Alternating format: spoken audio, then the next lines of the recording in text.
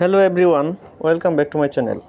আজকে নিয়ে আসলাম নতুন একটি রেসিপি, আলু দিয়ে গরুর মাংস কালো বোনা রেসিপি।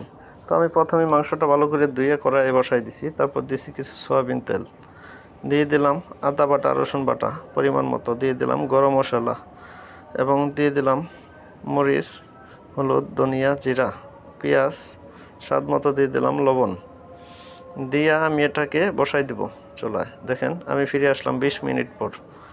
এটা কিন্তু আমি 20 মিনিট যাবত ঢাকনা দিয়ে কষাইতেছি। অবশ্যই ঢাকনা দিয়ে কষাইতে হবে, তাহলে মাংসটা তাড়াতাড়ি সিদ্ধ হবে। আমি দিয়ে দিলাম কিছু কাঁচামরিচ, মাঝখান দিয়ে ফেলে নিয়েছি। মরিচটাকে দিয়ে আমি আরও ভালোভাবে কুক করব। দেখেন আলু কিন্তু আমি ভাজে নিয়েছি বাদামি কালার করে। এই কালো বোনার রেসিপিটা অবশ্যই আলুটাকে ফ্রাই করে নিতে হবে এবং কোনো আলু যেন ভাঙে না সেটা শিওর করতে হবে। আমি কালো বোনার মশলাগুলো এখন দিয়ে দেব।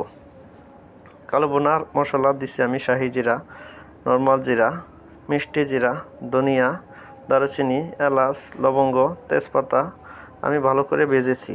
ভেজার পর এটা ভালো করে ব্লেন্ড করেছি। তারপরে দেন আমি এখানে ইউজ করছি, দিয়েছি আমি অল্প কিছু গোলমরিচের গুঁড়া।